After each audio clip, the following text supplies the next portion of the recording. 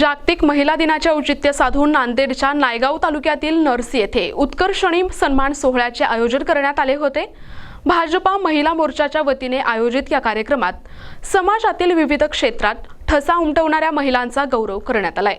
भारतीय जनता पक्ष महिला मोर्चाच्या वतीने आयोजित या सोहळ्यात परिसरातील अनेक कर्तृत्ववान महिलांना सन्मानचिन्ह आणि पुष्पगुच्छ देऊन गौरविण्यात आले।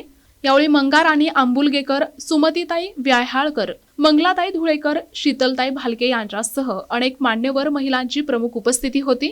उपस्थित मान्यवरांनी महिलांच्या सामाजिक, शैक्षणिक आणि राजकीय क्षेत्रातील वाढत्या सहभागाबद्दल समाधान व्यक्त करत महिलांनी समाजाच्या प्रगतीत महत्त्वाची भूमिका बजावावी असे आवाहन केले। भाजप महिला मोर्चाच्या जिल्हाध्यक्षा अनिताताई चोंडीकर यांच्या पुढाकारातून या सोहळ्याचे शानदार नियोजन करण्यात आले होते।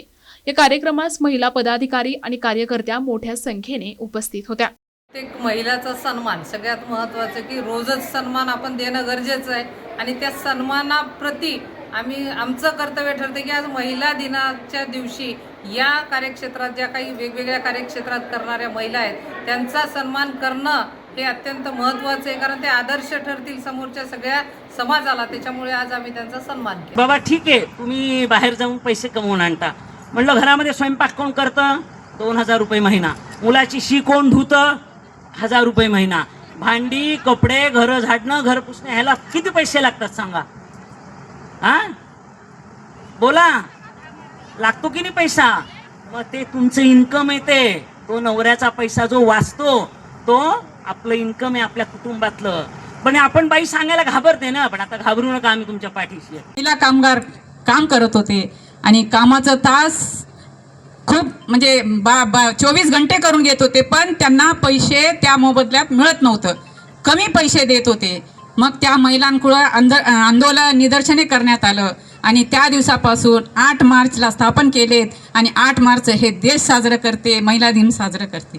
या कार्यक्रमासाठी खास उपस्थित असलेल्या अध्यक्षा, माझी मैत्रीण, अतिशय डॅशिंग असणारी, तोडेंगे या फोडेंगे असं म्हणणारी आमची सुमतीताई व्याहाळकर, आज ज्यांचा वाढदिवस आहे, ज्यांनी सभागृह गाजवलं ते आमच्या मंगाराणीताई आंबुलगेकर, सर्व व्यासपीठावरील माझ्या सन्माननीय सर्व मैत्रिणी आणि समोर बसलेल्या, मला खरं तर आता माहेरात आल्यासारखं वाटाले त्या सगळ्या माझ्या माहेरवासिनी।